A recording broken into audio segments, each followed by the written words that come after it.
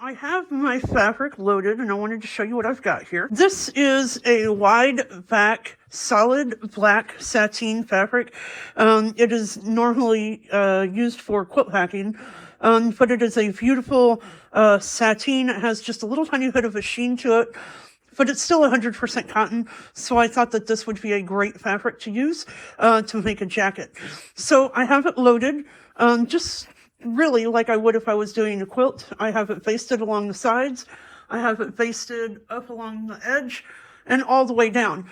Now, because initially I did not plan on making 2 jackets. I don't have a lot of extra batting and I really didn't want to order any extra. So, I laid this in a straight line across my empty space. And then here you can see, this is the previous jacket that I've already stitched. Kind of basted around that to make sure that I don't accidentally quilt through what I've already done. Now, I have everything on here smoothed out just like I would if I was doing a quilt.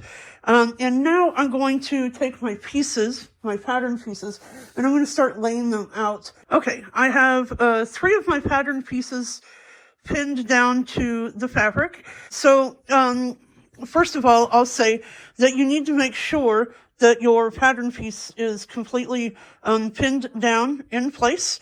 You want to make sure that it does not move. We are going to use draw line. You can either do draw line or draw arc, whichever one you're more comfortable with. I think I am just going to use draw line. You want to make sure that this is nice and flat so that it doesn't wrinkle or move as we are moving the machine over it.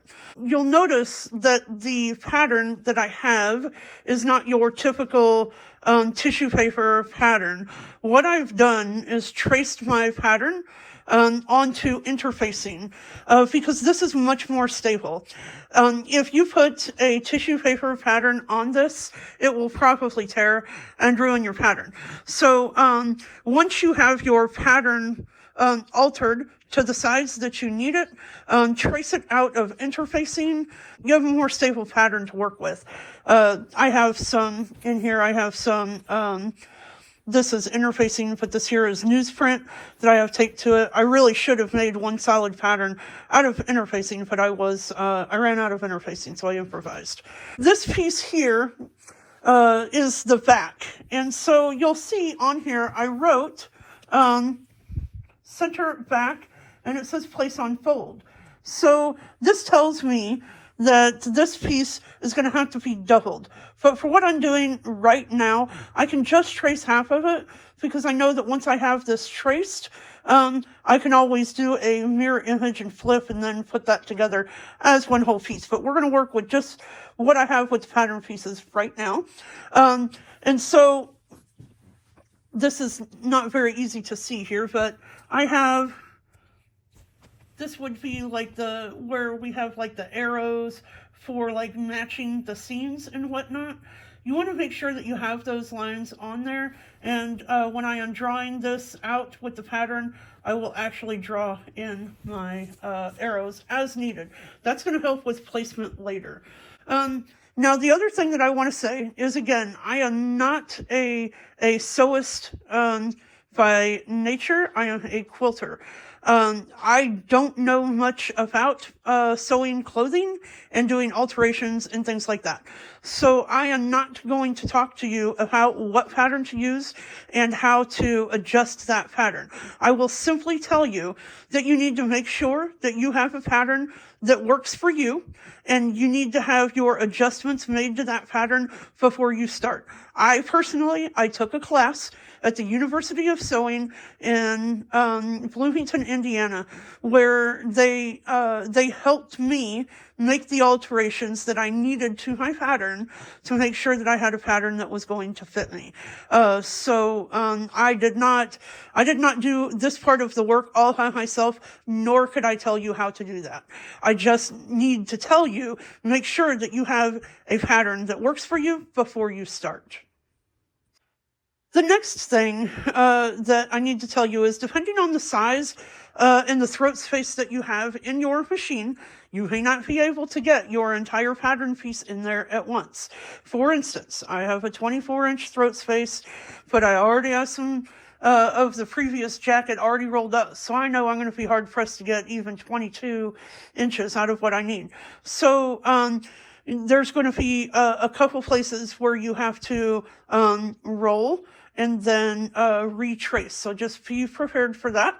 You know, if you know how to use draw line or draw arc, it shouldn't be that difficult. Okay, so now the other thing that I want to tell you is this. You'll see, at least on this sleeve here, that I have this sleeve layered over what I've already stitched here. What I have laid out on this fabric, this is not where this is going to stitch. This layout that I'm doing right now is just simply to trace the pattern pieces. That is it. I am using a Statler Ascend, a Gamble Statler Ascend. And if you are using any other machine, you will just simply have to know your machine well enough to be able to do what I'm doing. I don't know anything about anybody else's machine. I just know Gamble. I am going to start with draw line up here, and I am going to use draw line to go around and trace all of these pieces here. I have, let's see here, I have a new quilt group that I have titled Jacket Pattern Pieces.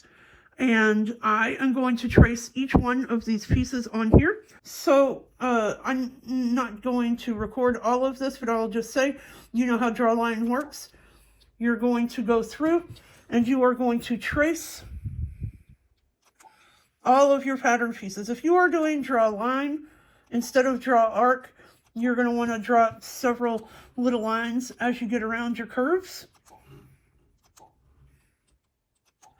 And you really want to be right on the edge, as close as you can, because you are going to need all of that space. All of it.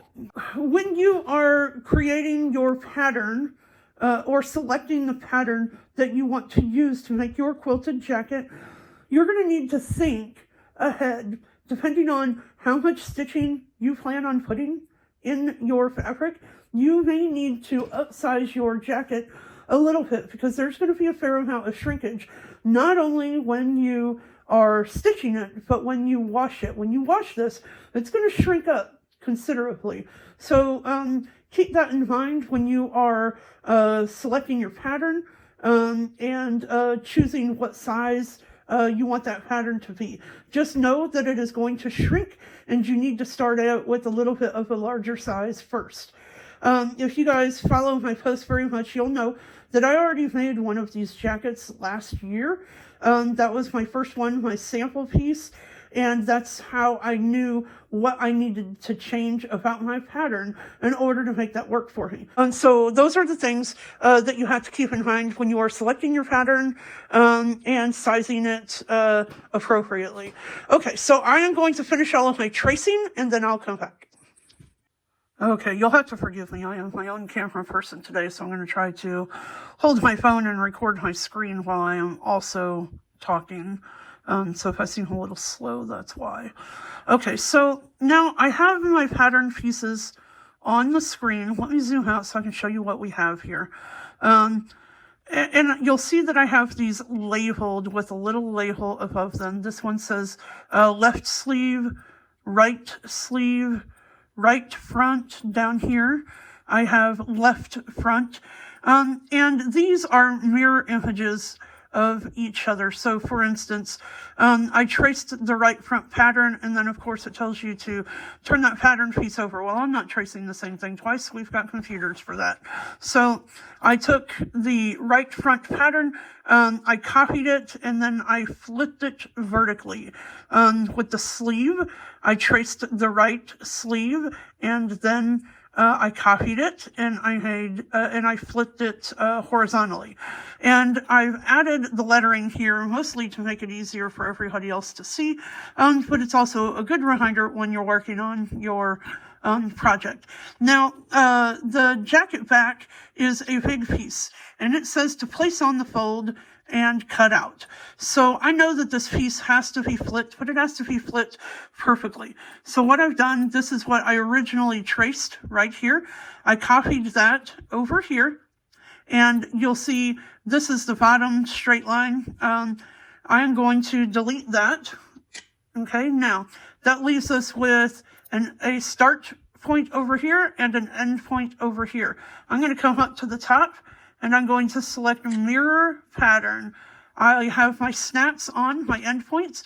I'm going to snap there and I'm going to snap there, and voila. Now I have the entire jacket back, and I am going to do order join, and I'm going to do combined pattern.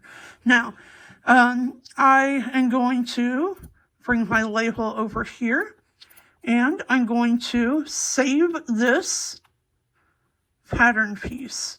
So I'm going to go to Save Pattern. I am going to name this Tamarack Jacket Back. I'm going to give it the keyword of jacket and the collection as Tamarack. This way, if I need to recall my pieces, that I can just type in jacket or Tamarack, it's all going to come up. That's fine. Now, what I want you to notice is that I have also saved that labeling that I put on there. This is jacket back. To me, this is very important because if you decide to come back to this project, you know, in another year to make another one, you may not remember which pieces these are. So go ahead and leave that label on there, and then when you get ready to use that piece, you can just do F7 nodes and delete the lettering, but at least at first glance, you'll be able to see what those pattern pieces are. So the other thing that I want you to take into consideration when you are planning how you are going to stitch this is that this jacket back piece is going to be larger than your available throat space on your machine. So you are going to have to decide, do you want to stitch half of it from left to right, or do you want to maybe rotate it and do the top half and the bottom half? It's really a personal preference, and I think it kind of depends on what kind of patterns you plan on putting on this, how you can break those patterns up to be able to allow you to get this into your available quilting space. All of my other pattern pieces I'm pretty confident will fit, so I'm not so worried about that. Okay, so I have all of my pieces traced, and I have saved all of my pieces, and I have advanced my fabric so that I have enough room to begin my quilting. I'm going to start over here. I went ahead and I cut this little excess fabric out of my way so I wouldn't accidentally quilt on my other piece up there. So what I have done here is I have laid out my pieces to make sure that I have enough fabric to be able to do this. And so I'm assuming that this is where I will stitch them out. If I highlight that, I can see that I have 102 inches wide by 50.5 inches in height. So, and of course I can't stitch all of this just like this, but this was just kind of a generic layout template to, make sure, that I was going to have enough fabric. Now, what I'm going to do is go ahead and work on this one piece right here. This is the only one. So I am going to take all of my other pieces and I am going to, toggle all of them, as sewn, except for this one. I'm going to undo that. And now this is where I want to start. So the first thing that I'm going to do is go to F7 nodes, and I'm going to remove my lettering. Now I can just come in and delete all of that. Now this piece right here is ready for patterns. This can really be as complex or as simple as you like. You could do a simple crosshatch. You could maybe even just quilt it with an edge to edge if that's what you wanted.